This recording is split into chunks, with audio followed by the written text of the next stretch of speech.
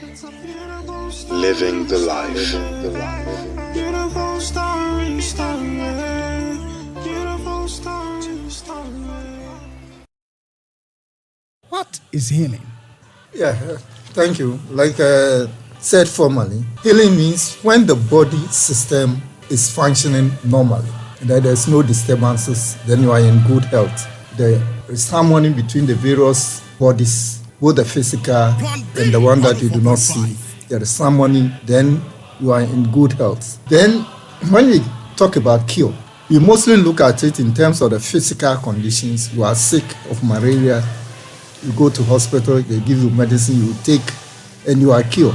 That form of healing doesn't take into consideration the causes of the disease. Because in healing, you have two forms of healing. You have the physical and the spiritual. The physical one, take cognition of the effects and try to cure the effects. Like you get a malaria, they give you medicine, you take, and you are cured. You can go to the herbalist, they give you drugs, you drink, and you are cured. But you have the spiritual one, which normally takes care of the cause and the effect. That is why in most cases, before Christ will heal you, he will tell you, go and sin no more. So you know what causes the disease, and you don't go and repeat the same thing so that you fall sick again. All right, Brother Efak, Yes, between cure and healing, there should be a difference, or they're about the same thing. No, they are not the same thing. Healing is a restoration or return of the natural cure of the body or repair of the tissues, the natural repair of the tissues of the body. That healing, natural repair of the tissues or natural cure of the tissues. Well, cure is a physical process. For example, let me give an example to make it clear. It's a physical process. For example, if you are feeling pain in part of your body, somebody can give you massage, or he can give you drug, and you take, and the pain goes away. You have been cured, but you haven't been told why you have that pain there. So the possibility that you go back and do the same thing and cause the same pain is there. By healing, you have to cooperate. They have to tell you what is actually the reason why you become sick. And you have to have an obedient mind, obedient and receptive mind. In cure, you are passive. You don't need to cooperate. No, you just lie down and somebody will massage the part that you are feeling pain, or he give you drug and you go and take. He doesn't tell you what is wrong, why he's giving you that particular drug. In healing, you have to know why, the actual healing, you have to know why you are sick, so that you don't repeat that same cause. As I already said, disease comes as a result of violation of nature laws. So if you are told that this is what you have done, for example, if you have taken some food and that caused the sickness, you tell you this particular food is not good for you, don't be taking that one. So you know you will not repeat that one the next time. But if you are not told, the possibility that you go and take the very thing that caused the sickness is there. So in cure, it is a natural process. You do not need to know the cause of your sickness. You do not need to know. And there's no cooperation. You haven't got the appreciation of what caused the problem, and there's no cooperation at all. You are passive and just apply what you have been told without any knowledge of why you are doing this. So cure is a physical process. It is temporary. It is not permanent. It also, you don't need to know the causes of why you are sick. That's the cure. So cure is more of a physical process. Yes. And healing extends beyond the physical. Exactly. Where then does the healing power come from, Tony? The healing power. Well, that necessarily is different from administering paracetamol to somebody. Yes. Where does the healing power come from? Yes, that's why I said the healing, you have two main methods. One is the physical and the other one is the spiritual. The spiritual healing may involve divine healing, magnetic healing, or the mind healing. And the force for such healing comes from the Father. The force for healing comes from the Father. Or the Christ. And before you can get power, such power, there should be intensity of feeling or faith before that power. That is why my brother said there should be a cooperation between the healer and the patients. You must have faith that he will really generate the power from the Father and use to heal you before it can really take place. If you don't have the faith, you cannot be healed. So that is what the spiritual healing is, different from the physical one.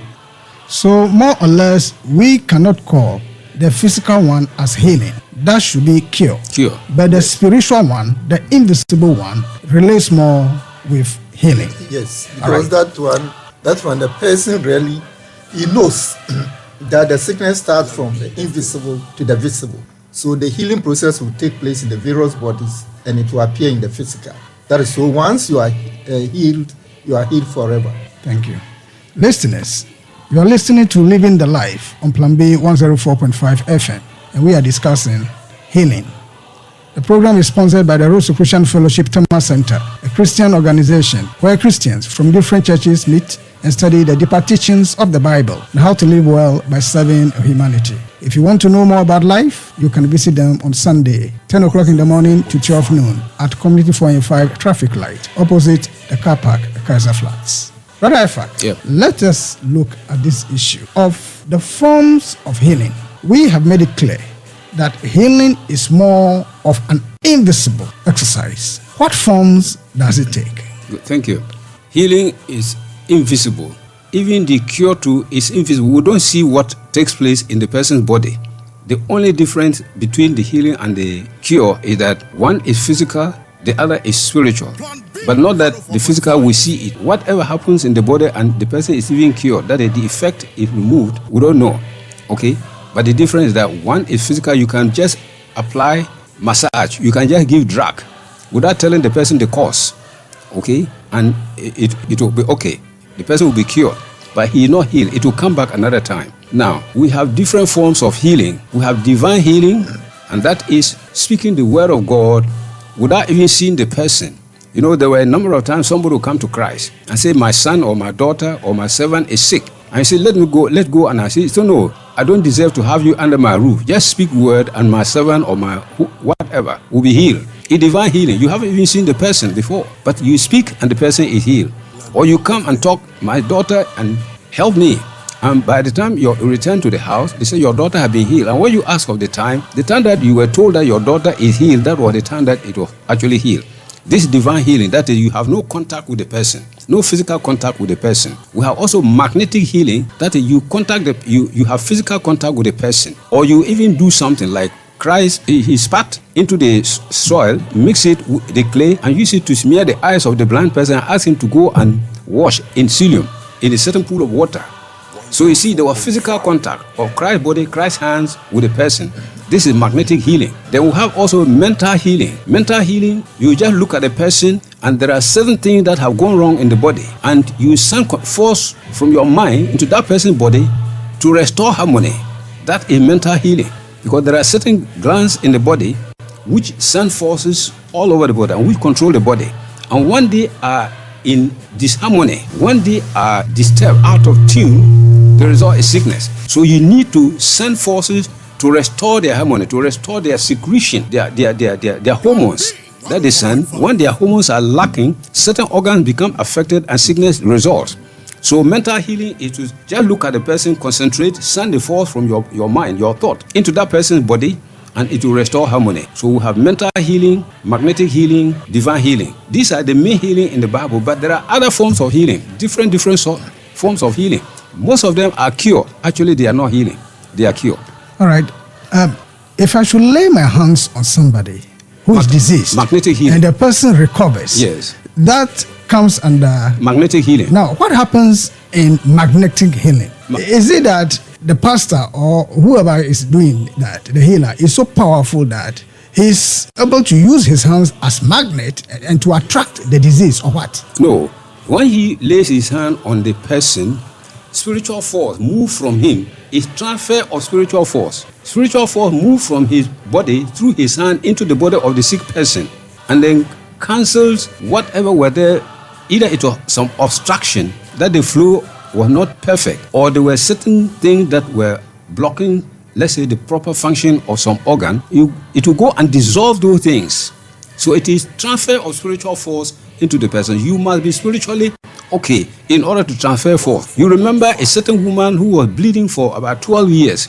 She touched the garment of Christ and became well, okay? So even the garment of Christ had power. And when she touched it, spiritual force from Christ through the garment of him, Christ, into the body of the woman, and the flu stopped. So it is always transfer of force. But when you transfer and you are not strong, you transfer the force and the disease will also be transferred to you.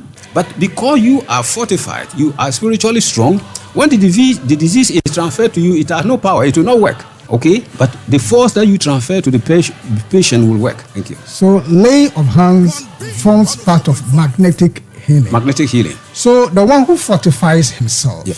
Earlier on, we mentioned that the power of healing comes from the Father. Correct. Does it mean the healer is in tune with the Father? Perfect. It is that we lack. It is that majority of us lack that we cannot heal, because we must be a perfect vehicle or a proper vehicle, consecrated and harmonious. These three things must be there: proper vehicle, consecrated and harmonious, and properly, truly, and really attuned to the infinite. That is attuned to the Father. When it is so, the whole universe is pervaded of spiritual force, spiritual healing force from the Father. But it is lack of attunement of us. That is why we do not become proper channel for the power to flow through us to the patient, to whoever that we want to heal.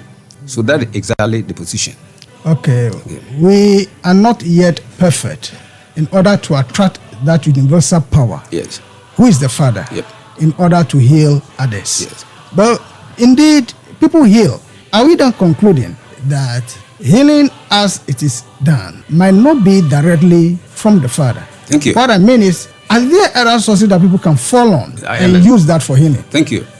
Real proper healing are done by initiates, people who have developed themselves, that they can consciously go out of their body into the spiritual world, and they have also spiritual side. Why is it that the proper healing is done by them alone? You have to know what is the cause of the sickness.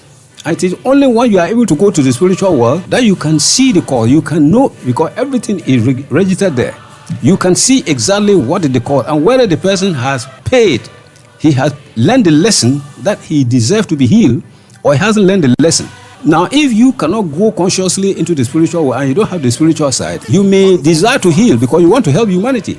You may desire to heal, but you cannot know whether the person has paid, has learned the lesson or not. So some of them, you have to maybe get borrowed power. You have to hire a lawyer. You have to hire some negative thing to help you, because you want to prove to people that you are spiritually high, meanwhile you are not. Okay?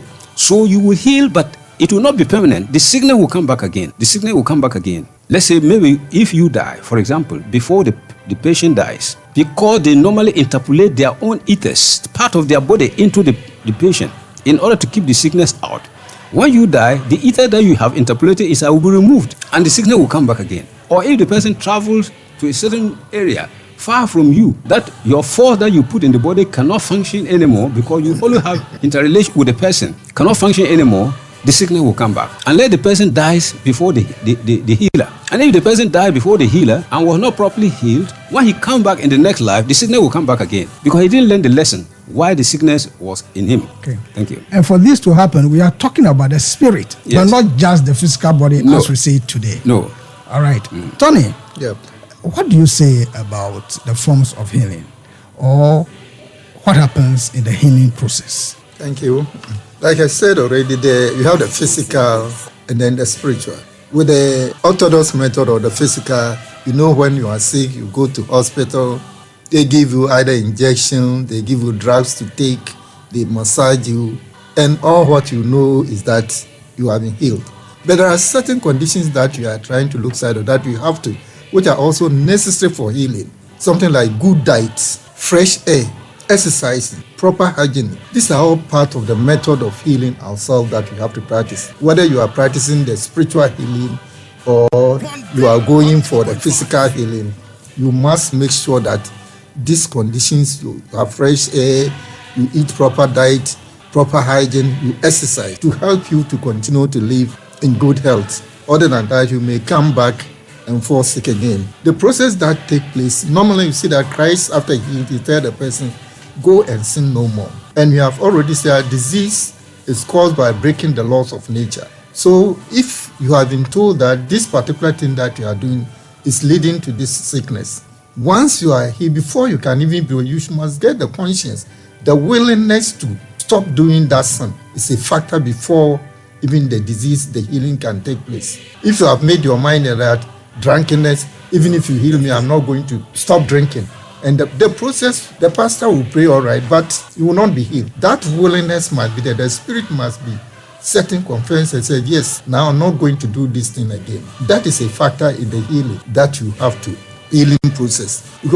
And you must also be willing to obey whatever you are told to do. If they say stretch up your hands, you have to stretch it. Don't do this, you have to do. These are all part of the healing process that goes on with the spiritual healing. And like the physical ones too, you'll be given the medicine, you have to take your medicine. If injection, you have to do it before you can really be cured. So in all the healing process, there are some rules that you have to follow before the process can really work. And then there must be faith in whatever you are seeking for. If it's the orthodox method, you have the faith that the medicine will work, and it will work for you. Because once the faith is there, then the blessings will come from God to help you. The same thing with the spiritual, you must have faith in the person who is praying for you, and that will help you to be healed. So faith is also very important. And the person generating the force must also have the faith that is really generating the force to heal, and that will also help in the healing process. Brother, yes, sir. Let's look at this issue. When people develop negative thoughts and they are sending out negative thoughts, jealousy, anger, and all that, does it have the potentiality to developing into sickness? Yes, it does. It does. And you said what happens in the healing process. What happens in the healing process is that what brings disease, it is the vibration which is out of tune of the various bodies.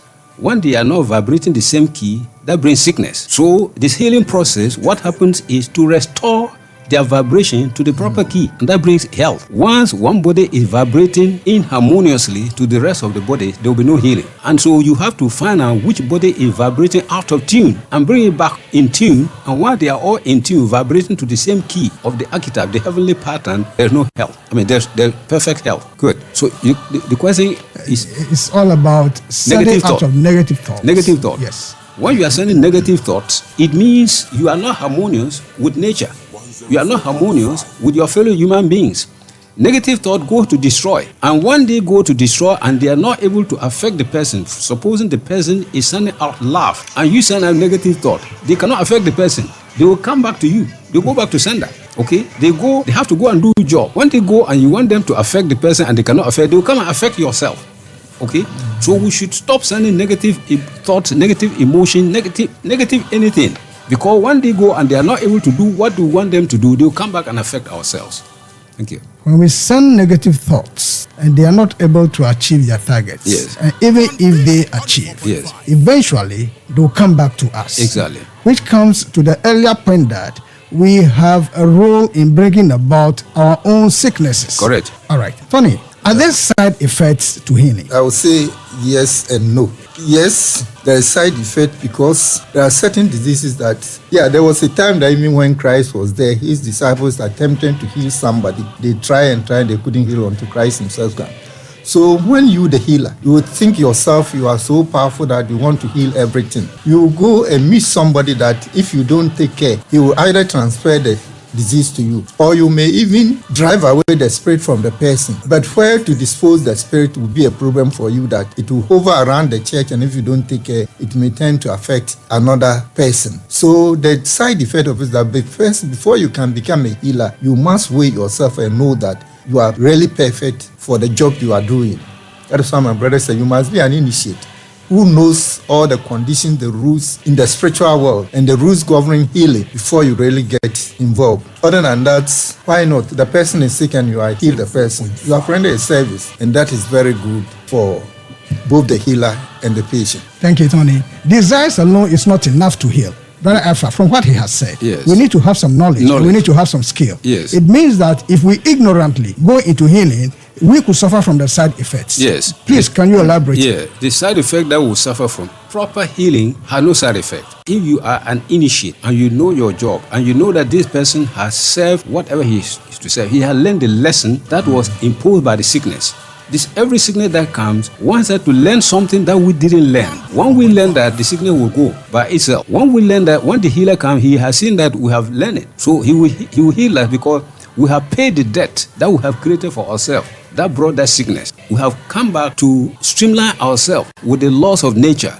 And so the healing goes without any side effect. But people who are not initiated, they cannot see whether this person has learned the lesson. And they forcefully, because they have desire to heal the person without knowledge, they try to remove, to cast or exorcise the sickness away from the person. When you do that, if you have fortified yourself and the sickness cannot enter you, it will go and enter any one of your relatives, either your child, your wife, any of your relations, because it hasn't finished its job and you are forcing it to go. You remember Christ used to, some of the negative forces used to ask Christ, have you come to drive us away or torment us before the time? So there is only time for them. When they finish their job, the time is up, they will leave. But if the time is not up and you can't afford them to leave, they cannot go. So they must enter you back or enter somebody else that is related to you, okay? And so that is the side effect. But that means that the person who has done this and there's side effect is not actually a proper vehicle. He is not an initiate. It is only initiate who do healing. We try to generate the spiritual force and send it to the initiate, but it is the initiate who knows whether this person has paid the lesson and therefore deserves to be healed. Okay? So when an initiate heals somebody like Christ, they are in the position of Christ. When an initiate heals somebody, there's no side effect. But if improper vehicle, somebody who just had the desire to do healing but has no knowledge, there can be side effect. That's why my brother said is yes and no. Yes. This is where yes, if let's say the person is not the proper vehicle, and no side effect if the person is an initiate. Okay. Now, if the person is an initiate, yes, there is a likelihood, very high likelihood, no side that effect. there will be no side effect. Not at all. Now, who is the initiate here?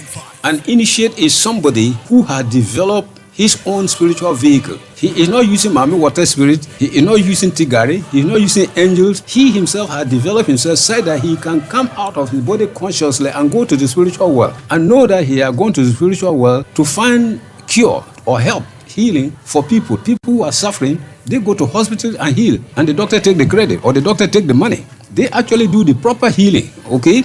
So they can go out of their body and go to the spiritual world and study the cause of every sickness. Whether this person, he has learned the lesson. When sickness comes, there is some particular lesson that our Heavenly Father wants us to learn. Sometimes we think that sickness is not good because it will kill us. Yes, but if the sickness does not kill you, you cannot go back and learn proper before you come and continue. Suppose you are in a sick body and you will not go. You live in the sick body, you cannot get out. Maybe they have to carry you, they have to wash you, bath you. Would you like to be in that body permanently? No. It is sickness that will come and relieve you so that you can go and come back again with another body. Okay? So sickness is not bad per se because it makes us suffer, but it gives us some lesson. We learn some valuable lessons out of it. And when we learn that lesson, the sickness goes by itself. We learn some valuable lessons Yes. from sicknesses. Yes. Listeners, you are listening to the program Living the Life. It is sponsored by the Rosicrucian Fellowship Tema Center.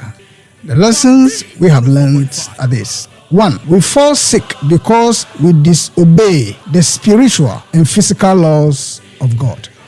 2. In sickness, the invisible lessons of a person are attacked first, or they are affected first, and later reflects on the physical body. 3. To cure and to heal are not the same. Cure is more physical and involves eliminating the effects of wrong living, whereas healing is permanent and seeks to eliminate the cause. The healing power comes from one source, the Father, but the channels of transmitting that power are different. We have magnetic healing, mental healing, and spiritual healing. And for healing to be successful, the healer should have knowledge about the sickness and the necessary skill in order to tackle the cause, but not only the effect. The sixth lesson is failure to do so. Failure to have knowledge about the sickness and the skill to do it right. Healing will be incomplete and the sickness may recur or be transferred to another person. Lesson number 7. How we live our lives matter. We should strive to know nature's laws and live by them. Remember, it is your life. Live it as you want, but the result, whether good or bad, is yours. We thank you very much for listening to us.